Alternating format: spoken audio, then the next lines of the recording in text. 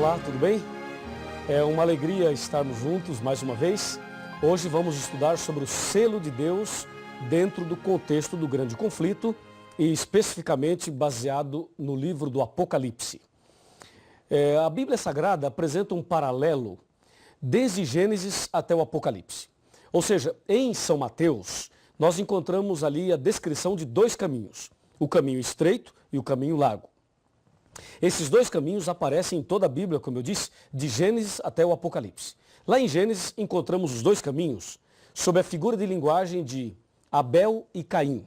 E também Deus e o diabo, luz e trevas. E ainda esse paralelo, ele vem, e nós podemos citar aí trigo e joio, podemos falar, por exemplo, céu e inferno, salvação e perdição, podemos falar ovelhas e bodes, podemos ver no Apocalipse o cordeiro e o dragão, podemos ver a mulher do capítulo 12 e a mulher do capítulo 17, podemos citar aí Babilônia de um lado e Jerusalém da outra, podemos ainda colocar o selo de Deus e o selo da besta e assim por diante, sempre mostrando dois caminhos, o caminho certo e o caminho errado, o caminho da vida e o caminho da morte. Sempre dois, nunca três. Ok? É preciso saber que a verdade que foi lançada por terra, Deus usaria a igreja verdadeira para restaurar a verdade. E hoje, o selo de Deus, que é o nosso estudo, é uma das verdades que foi lançada por terra, jogada por terra. E agora você perceberá que nesse estudo, a verdade, será restaurada.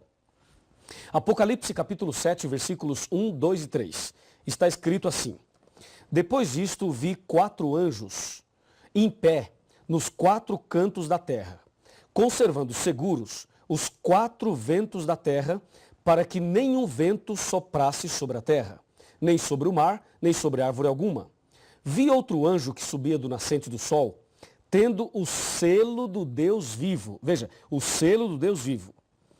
E clamou em grande voz aos 4 anjos, aqueles aos quais fora dado fazer dano à terra e ao mar, dizendo: Não danifiqueis nem a terra, nem o mar, nem as árvores, até selarmos na fronte os servos do nosso Deus. Até ri. Observe aqui 4 anjos nos 4 cantos da terra.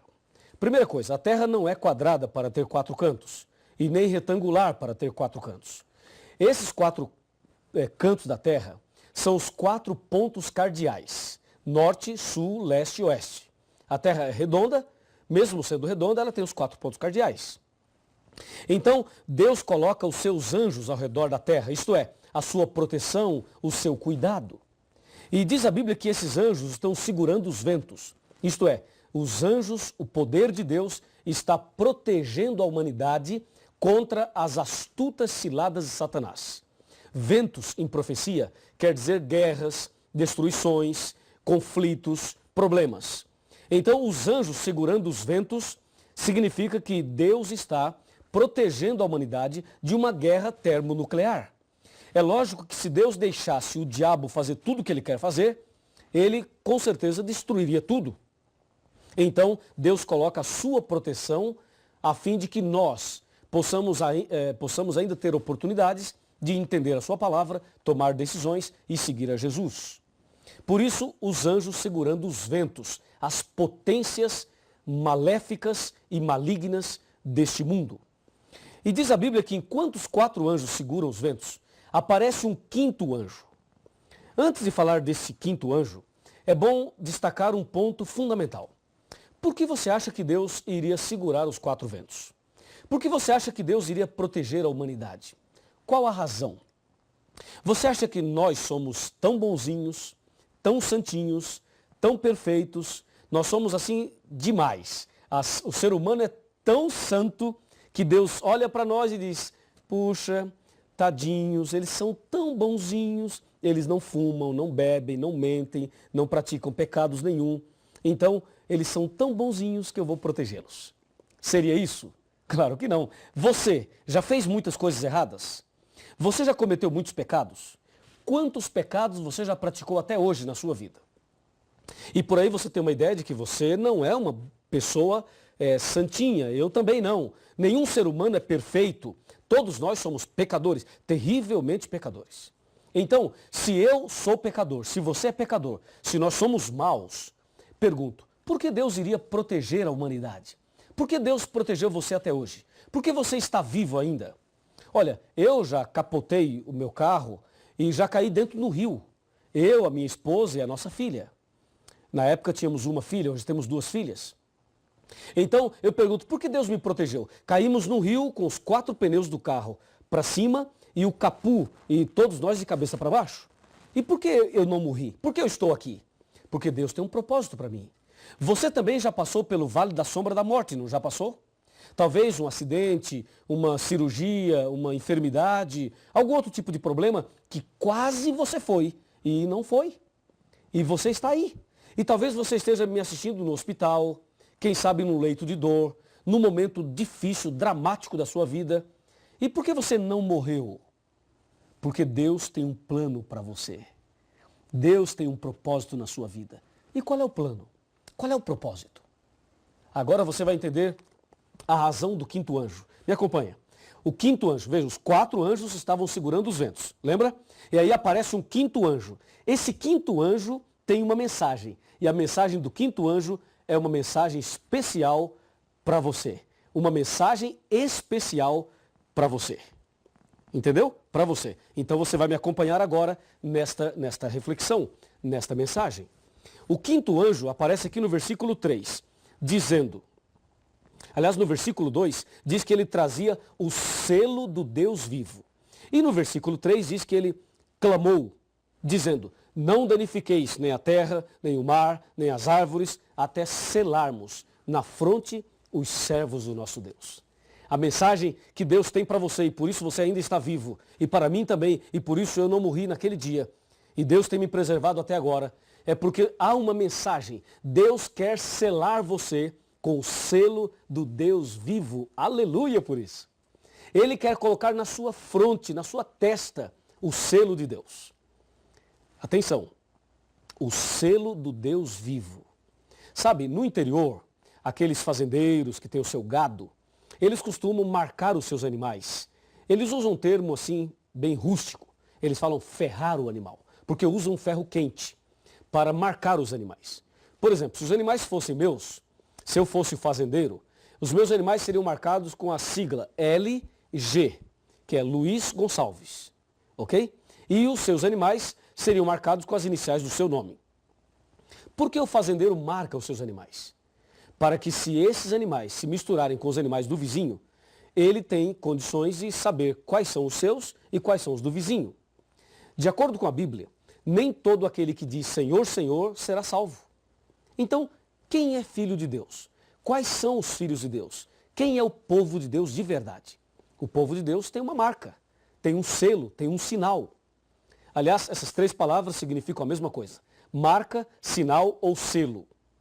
Por esta razão, você está vivo ainda, porque Deus precisa selar você. Eu pergunto, você gostaria de receber o selo de Deus? Se você gostaria, levante a mão direita. Isso, por favor, levante a mão direita. E repita comigo. Diga, eu gostaria de receber o selo de Deus. Parabéns. Amém. Esta é a tua decisão, esta também é a minha decisão. E agora vem a pergunta automática. Qual é o selo de Deus? Onde podemos encontrar este selo? Já que sabemos a importância dele. Qual é e onde podemos encontrar? Quer saber? Então abra sua Bíblia em Isaías 8,16 e me acompanhe na leitura que faremos agora. Veja, Isaías capítulo 8, versículo 16. Já abriu a sua Bíblia? Vamos abrir juntos a Bíblia. Me acompanhe aqui, Isaías 8,16. A pergunta é, não se esqueça, onde encontramos o selo de Deus? Essa é a pergunta. E o profeta Isaías, inspirado pelo Espírito Santo, ele descreve aqui exatamente assim. Está aqui, ó, 8,16.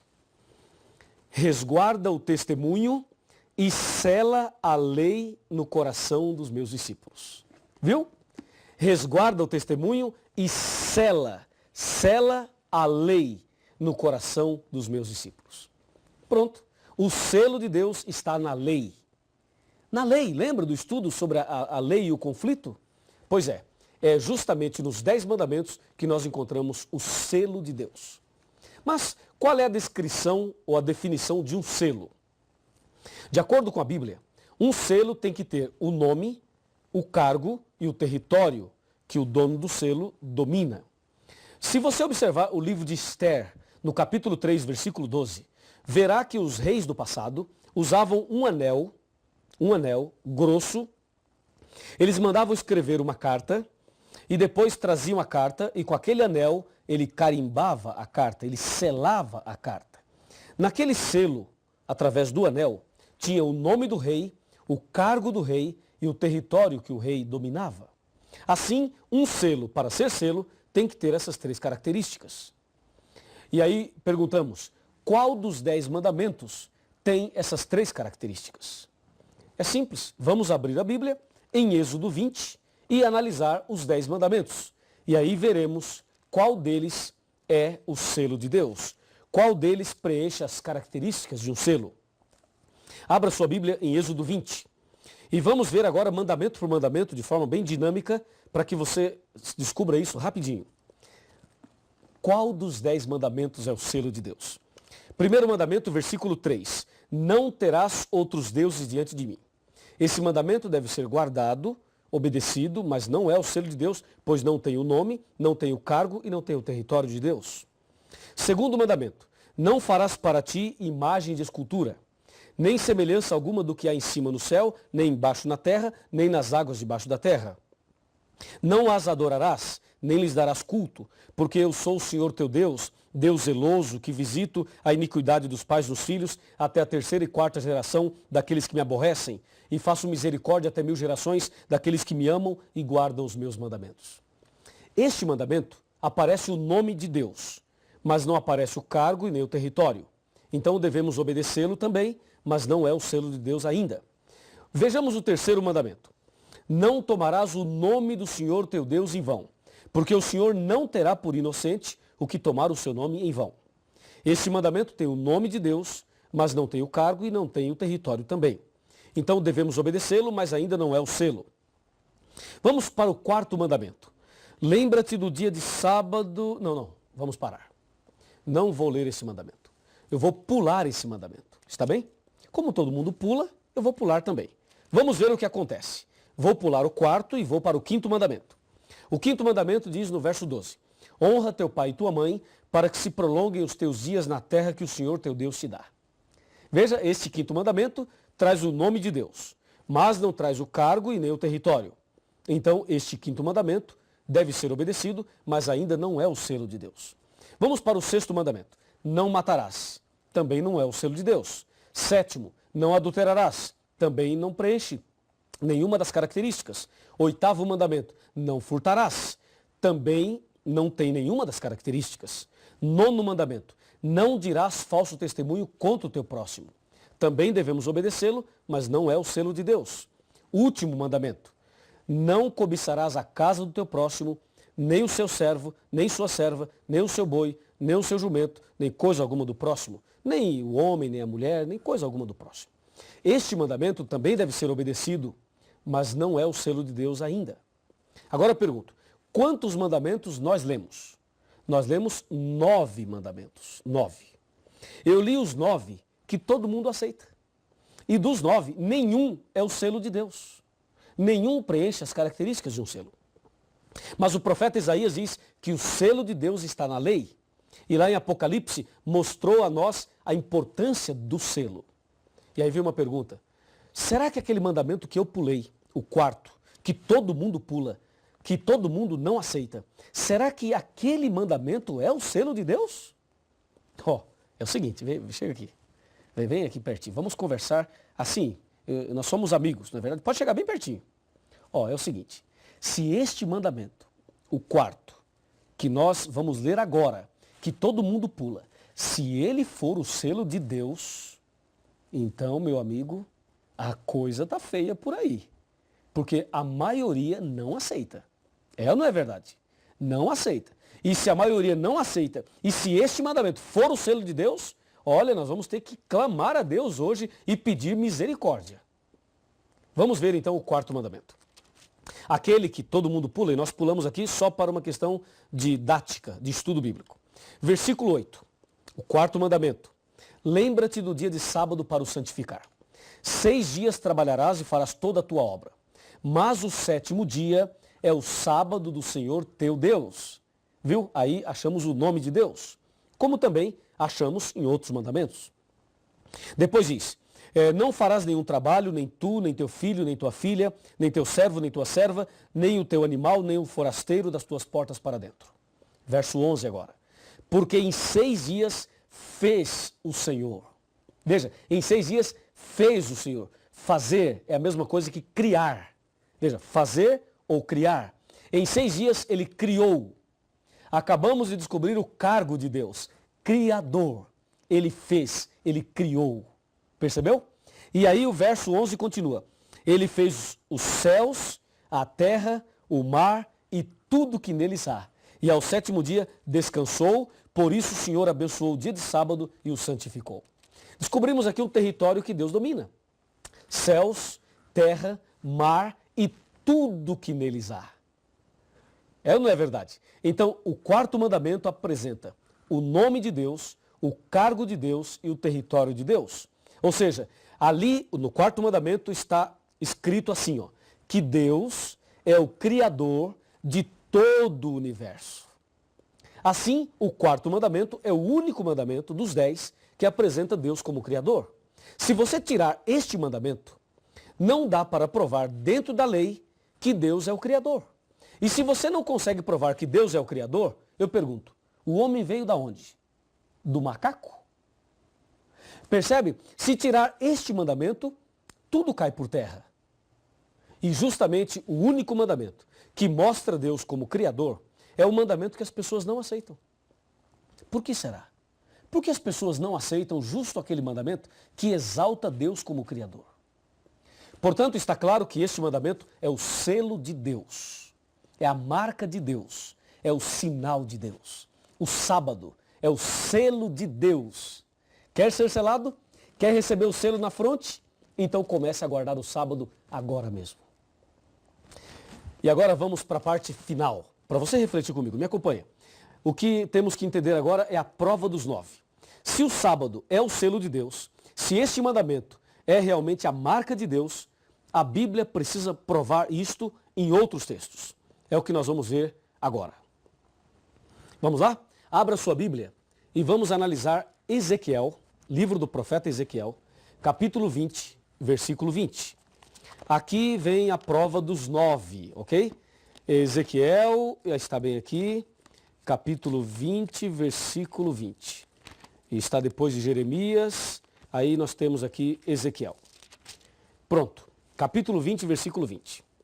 Está escrito, santificai os meus sábados, pois servirão de sinal entre mim e vós. Sinal entre mim e vós, para que saibais que eu sou o Senhor vosso Deus.